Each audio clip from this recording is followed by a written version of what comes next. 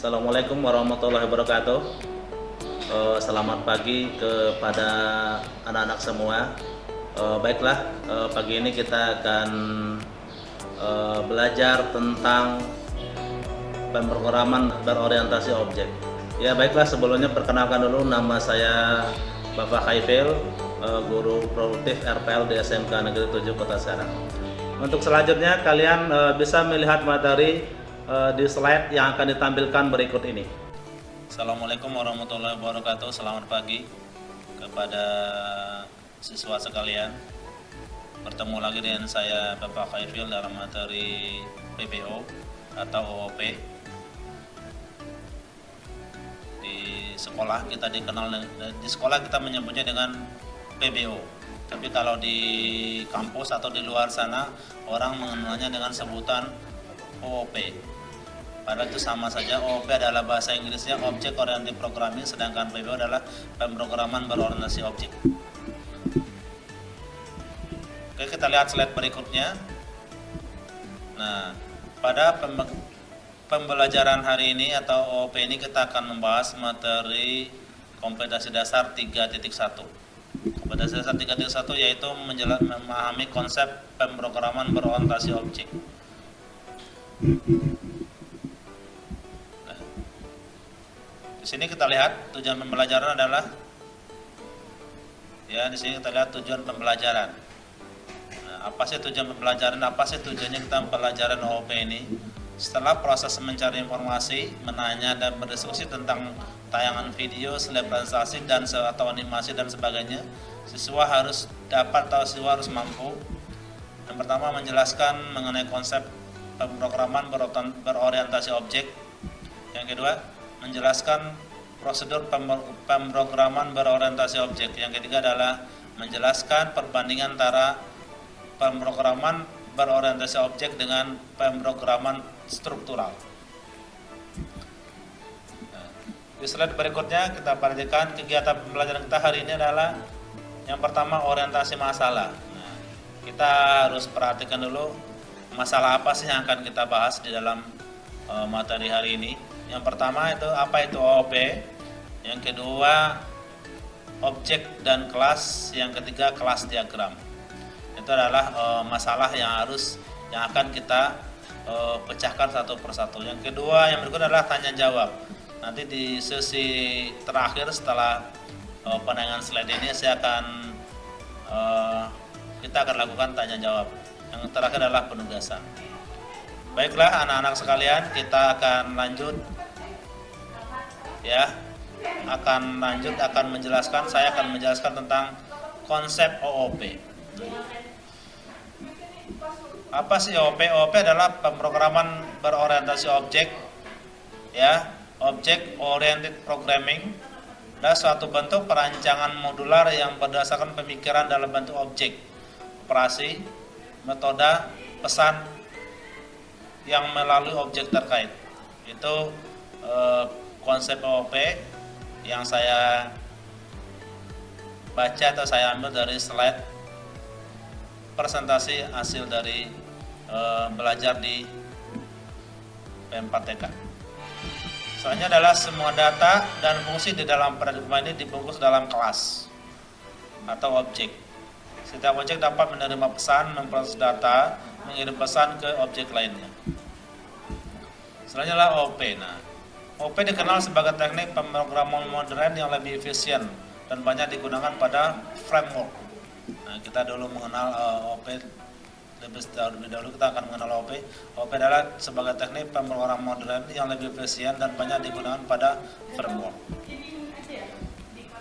Nah, anak-anak sekalian, jika misalnya kita ingin belajar framework, nah di sini ada sebuah istilah atau anekdot yang selalu dilontarkan oleh para pengembang program atau aplikasi atau programmer. Mereka akan mengatakan jika kamu ingin memahami framework, pelajari dulu konsep OOP. Nah, makanya kita sekarang akan belajar tentang konsep OOP itu seperti apa. Nah, untuk memahami apa itu framework nanti Anda bisa cari di sini di internet atau ada link yang sudah saya tampilkan berikut ini. Sekarang kita masuk apa itu OOP. Dalam bahasa Indonesia dikenal dengan pemrograman berorientasi objek (PBO). Tadi udah saya jelaskan di awal apa itu OOP. OOP adalah pemrograman berorientasi objek, itu dalam bahasa Indonesia. Merupakan sebuah paradigma atau teknik pemrograman yang berorientasi objek. Nah, ini memang materi PBO ini, OOP ini memang sangat sulit, lumayan sulit dipahami. Tapi bagaimanapun kita akan mencoba membahasnya atau melihatnya sedikit demi sedikit. Nah, ini OOP itu adalah paradigma atau teknik pemrograman yang berorientasi objek. Nah, objek itu seperti apa? Di sini ada contoh objek. Objek dalam dunia nyata. Di sini ada burung. Ya, misalnya ada mobil, ada sepeda, ada motor, ada pohon di sekitar kita, itu adalah objek.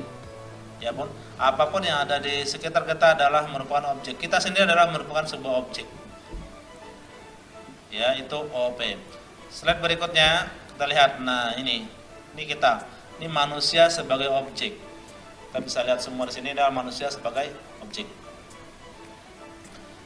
Nah, di sini kita lihat manusia itu mempunyai atribut. Ya kan, kalau kita sebagai manusia mempunyai objek, manusia punya atribut. Tentang atribut sendiri, kalau ada misalnya yang bertanya atribut itu apa, ya kan? Nah, nanti di slide berikutnya akan dijelaskan apa itu atribut. Nah, sekarang kita lihat dulu manusia. Manusia itu punya atribut. Apa atribut manusia? Punya topi, punya baju, punya jaket. Ya, atribut dari orang yang kita lihat di gambarnya adalah dia punya topi, punya baju, punya jaket, punya tas punggung, punya tangan, dan juga punya kaki atau dan mata. Itu adalah objek manusia. Nah, di samping mempunyai atribut, objek itu juga mempunyai behavior. Ini juga sama. Behavior itu apa? Nanti akan dijelaskan pada slide-slide berikutnya. Ya, secara singkat saya jelaskan behavior itu adalah sifat. Ya. Behavior itu adalah sifat. Sifat manusia apa? Dia cara jalannya ke depan, cara jalan mundur, atau cara berjalan belok ke kiri atau ke kanan. Itu adalah behavior sifat manusia. Atau manusia bisa memanjat, cara manjatnya seperti apa? Itu adalah behavior. Nah, sekarang di slide berikutnya kita perhatikan. Ini ada objek sebuah mobil. Ya, ini objek sebuah mobil. Nah, sama seperti objek sebelumnya, manusia mempunyai atribut dan punya behavior. Mobil juga sama. Mobil mempunyai atribut. Salah satu adalah mobil, atributnya apa saja mobil? Pertama adalah ban, setir, pedal rem, pedal gas, warna, dan juga tahun produksi. Di samping memiliki atribut, objek sebuah mobil juga mempunyai behavior. Behaviornya apa? Dia cara menghidupkan mesin, cara menjalankan mobil, cara memundurkan mobil, dan lain sebagainya. Nah, itu adalah behavior. Itu adalah atribut atau behavior dari sebuah objek mobil. Nah, sekarang kita lihat. Nah, ini dia atribut. Tadi mungkin ada yang bertanya apa sih atribut. Nah, atribut itu adalah variabel atau member. Ya, itu atribut. Nah, sedangkan behavior itu adalah metode atau fungsi. Metode apa? Metode nanti akan kita istilah yang akan kita gunakan selanjutnya ketika kita akan belajar bahasa Java atau OOP ini. Selanjutnya, anak-anak sekalian, pemirsa sekalian, kita akan lihat materi slide berikutnya adalah karakteristik OOP. Pertama adalah objek.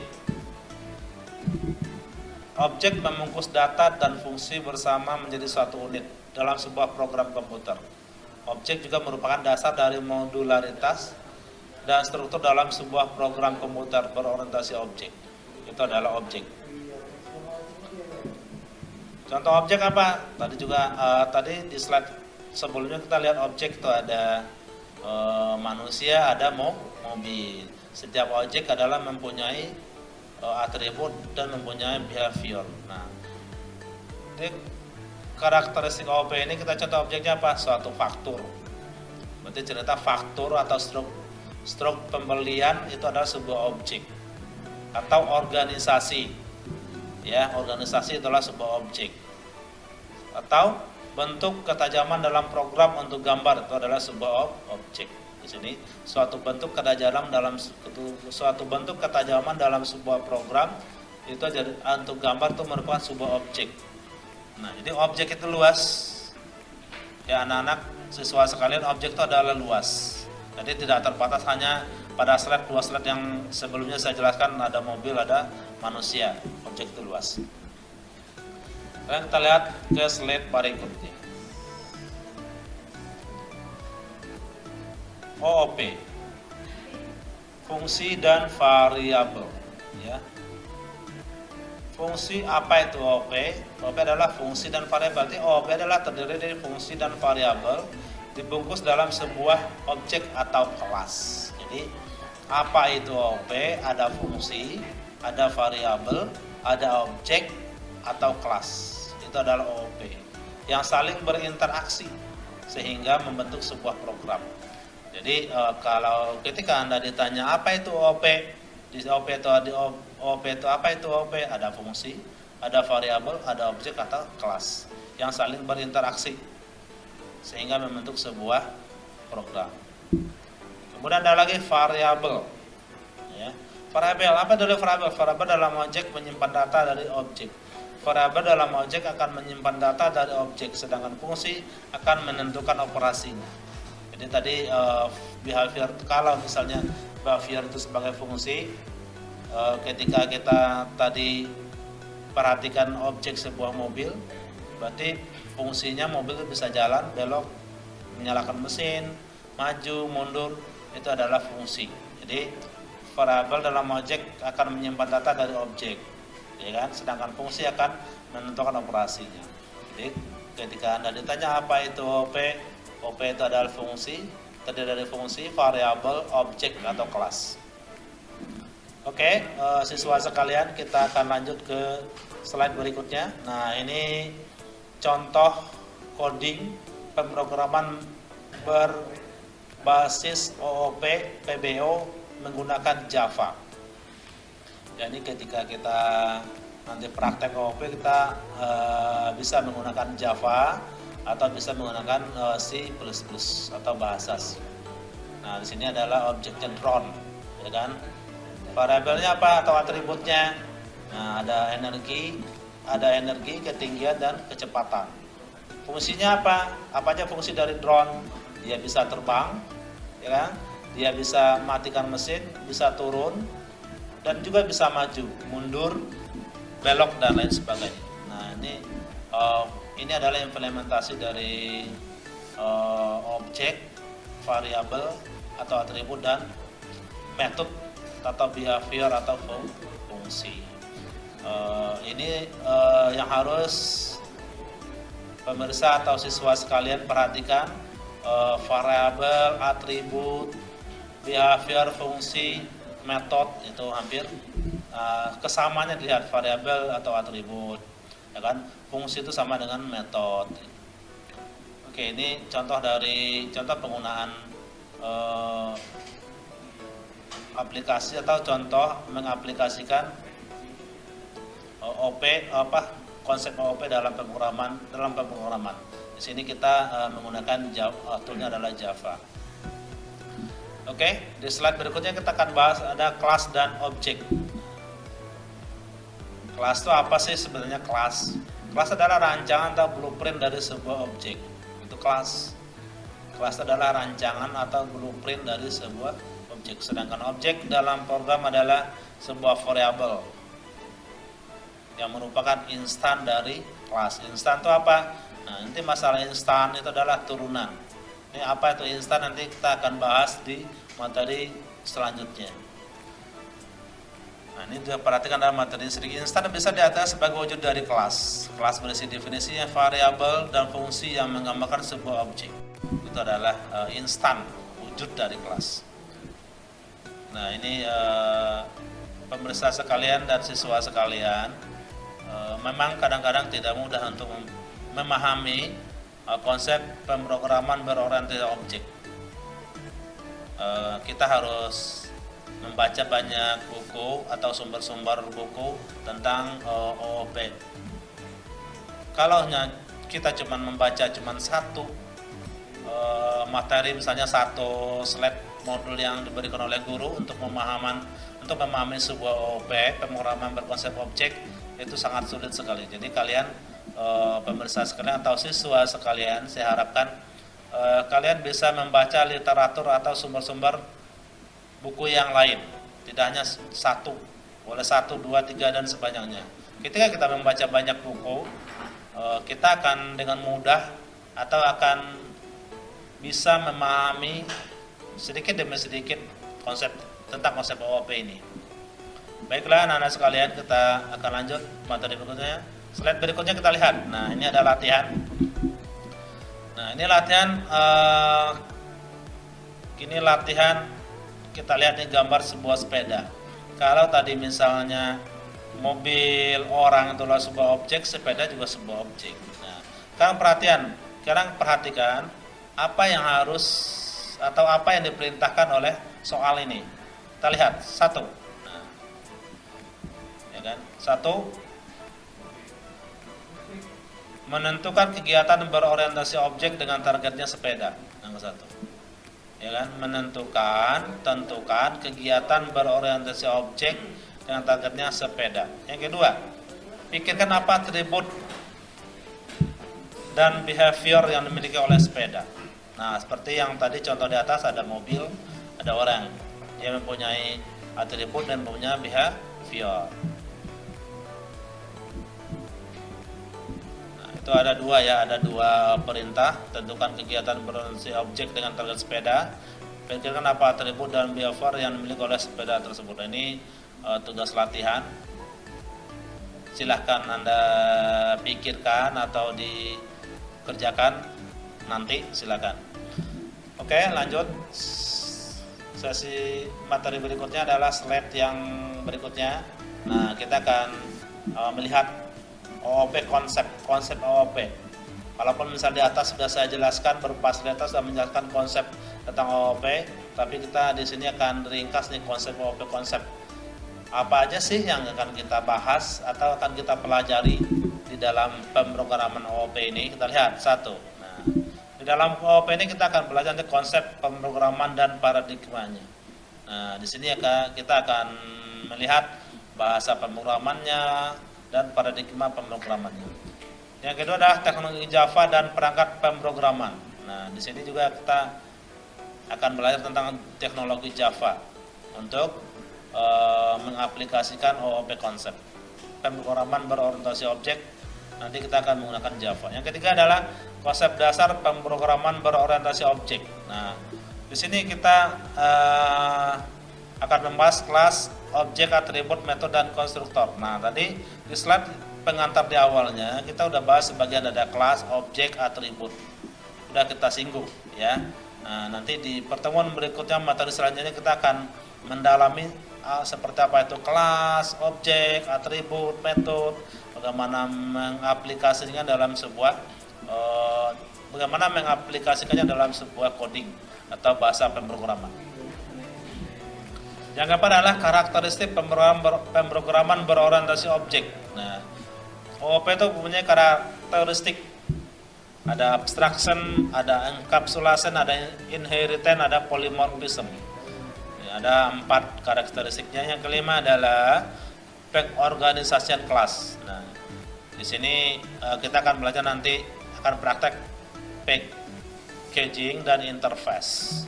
Jadi di dalam pembelajaran praktek menggunakan Java, aplikasi Java, kita akan tahu semua mana yang packaging dan interface.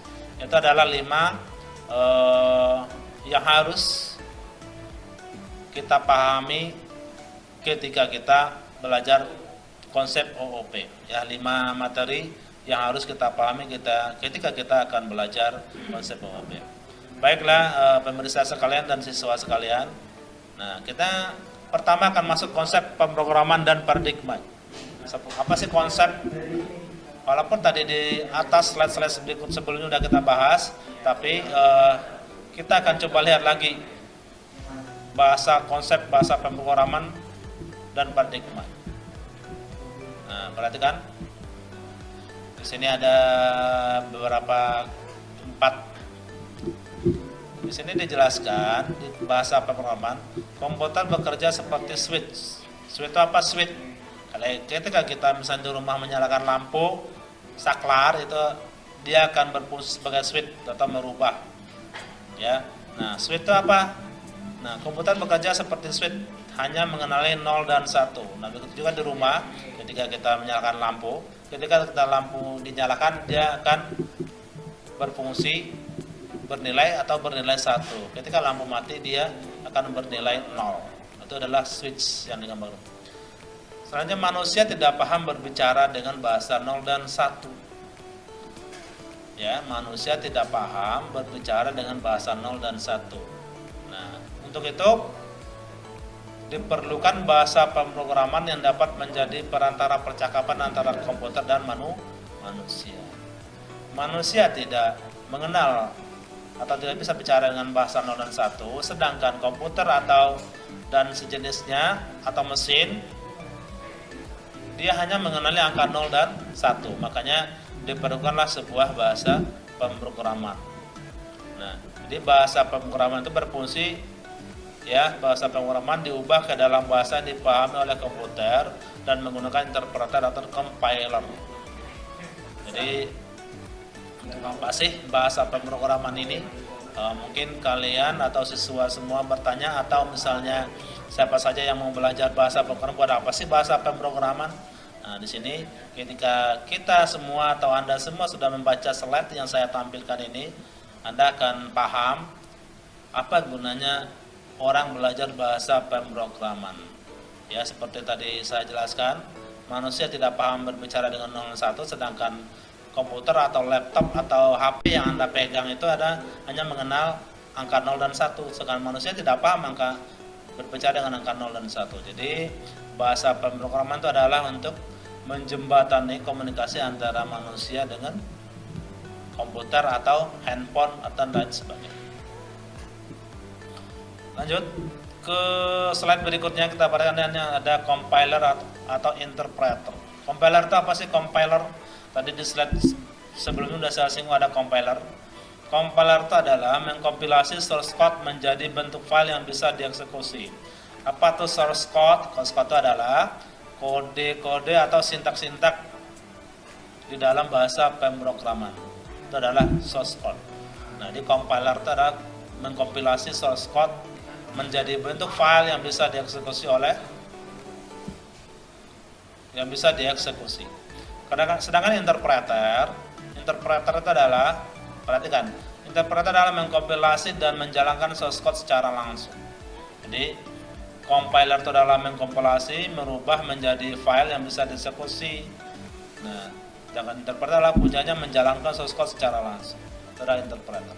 Baiklah, siswa sekalian atau pemirsa atau rekan-rekan sekalian. Nah, sekarang kita masuk ke tingkat bahasa pemrograman. Pada tingkat bahasa pemrograman ada beberapa tingkatan dalam bahasa pemrograman. Yang pertama adalah bahasa pemrograman tingkat rendah. Itu adalah dulu dikenal dengan assembler, bahasa assembler. Nah, ini udah jarang sekali orang mempelajari bahasa assembler, walaupun sekarang misalnya masih ada alat-alat yang menggunakan bahasa assembler seperti di industri. Yang kedua adalah bahasa pemrograman tingkat sedang.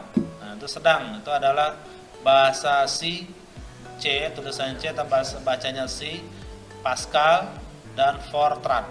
Yang ketiga adalah bahasa pemrograman tingkat tinggi. Nah, ini yang sekarang kita sedang pelajari dalam OOP konsep. Nanti kita akan menggunakan bahasa pemrograman Java, C++, C#. Nah, ini C# ini bacanya C#, tulisan adalah C dan pagar. Kalau kita sering di laptop, di HP itu ada tanda pagar. Itu adalah bacanya C#. Ya, jadi sekarang berarti kita ketika kita belajar OOP, bahasa pemrograman berorientasi objek, kita akan belajar tentang bahasa pemrograman tingkat tinggi. Selanjutnya kita akan masuk ke paradigma pemrograman. Paradigma itu adalah sudut pandang. Sudut pandang orang bermacam-macam, ya kan? Misalnya sudut pandang atau cara pandang orang melihat sebuah kejadian dan sebagainya, atau sebuah masalah. Ketika kita melakukan pemrograman juga sama, ada namanya paradigma pemrograman, itu sudut pandang dan style pemrograman berhubungan dengan bagaimana sebuah masalah diformulasikan dalam bahasa pemrograman. Nah, ini setiap orang pasti berbeda cara mereka membuat atau menyelesaikan masalah menggunakan bahasa pemrograman. Baik, selanjutnya adalah di dalam sudut pandang ini kita akan melihat ada 3 sudut pandang, ya. Ada tiga style pemrograman. Yang pertama adalah pemrograman fungsional. Yang pertama adalah pemrograman fungsional atau functional programming. Nah, ini udah jarang ya, urutan fungsi secara sekuensial. Ini udah jarang sekarang yang dipakai. Yang kedua adalah programming prosedural, pemrograman prosedural. Nah, ini sebagian masih dipakai secara prosedural, itu pemecahan masalah berdasarkan prosedural kerja yang terkumpul dalam unit pemrograman bernama fungsi. Nah, ini ketika kita melakukan pemrograman prosedural itu kita menggunakan bahasa C atau Pascal. Ini juga bahasa Pascal itu udah sangat ditinggalkan sekarang. Tetapi dekade tahun 90-80-an orang masih menggunakan bahasa Pascal. Tapi seiring berkembangnya teknologi, kemajuan teknologi, sekarang orang udah kebanyakan menggunakan bahasa pemrograman tingkat tinggi. Yang ketiga adalah OOP, ini yang kita sedang bahas, ya. OOP, Object Oriented Programming, ini yang sedang kita bahas dan yang akan kita pelajari pada pertemuan-pertemuan berikutnya. Nah, OOP itu apa? Adalah koleksi objek yang saling berinteraksi. Nah, tadi saya sudah jelaskan objeknya di dalam OOP ada kelas, ada fungsi, ada atribut, ada behavior. Nah, itu saling berinteraksi. Nah, tadi di pemrograman bahasa pemrograman tingkat tinggi kita akan belajar nanti Java, C++, dan C# dalam OOP. Oke, selanjutnya, nah sekarang perangkat pemrograman Java. Sekarang kita akan bahas sedikit bahasa pemrograman Java. Kenapa kita membahas Java? Kan kita belajar OOP. Mungkin ada pertanyaan dari siswa atau pemirsa sekalian, kenapa sih kita belajar perangkat pemrograman Java? Kan kita belajar OOP, Pak. Nah, karena di dalam OOP ini kita menggunakan bahasa pemrograman tingkat tinggi, salah satu adalah Java, bisa bahasa C++ dan lainnya. Tapi di pertemuan atau materi OOP yang saya sampaikan ini, kita belajar tentang kita menggunakan Java sebagai toolnya atau sebagai alat untuk mempraktekkan OOP tersebut. Nah, di dalam pemrograman Java kita mengenal yang namanya, tadi udah saya singgung, compiler, ya. Nah, compiler itu menggunakan di dalam Java, compilernya menggunakan Java Standard Edition atau dan lain sebagainya. Mungkin udah ada versinya sekarang udah terbaru. Yang kedua adalah kode editor. Apa sih kode editor? Itu adalah teks atau untuk menulis coding. Kalau misalnya di ruangan kelas ini atau di sebuah ruangan kelas, ketika guru akan menulis, dia menggunakan apa? Papan tulis. Nah, itulah papan tulis, itulah yang disebut dengan code editor atau code editor, tempat untuk menuliskan sintak-sintak perintah-perintah dari kode atau sintak dari bahasa pemrograman. Itu adalah code editor. Yang ketiga, nah IDE. IDE ini adalah Integrated Development Environment. Ini adalah kita menggunakan NetBeans. Ya, kita dibantu oleh menggunakan NetBeans nantinya. Itu adalah perangkat pemrograman pada Java. Baiklah anak-anak, sekian materi kita untuk hari ini. Materi selanjutnya akan bisa Anda lihat di pembelajaran berikutnya. Sekian, wassalamualaikum warahmatullahi wabarakatuh.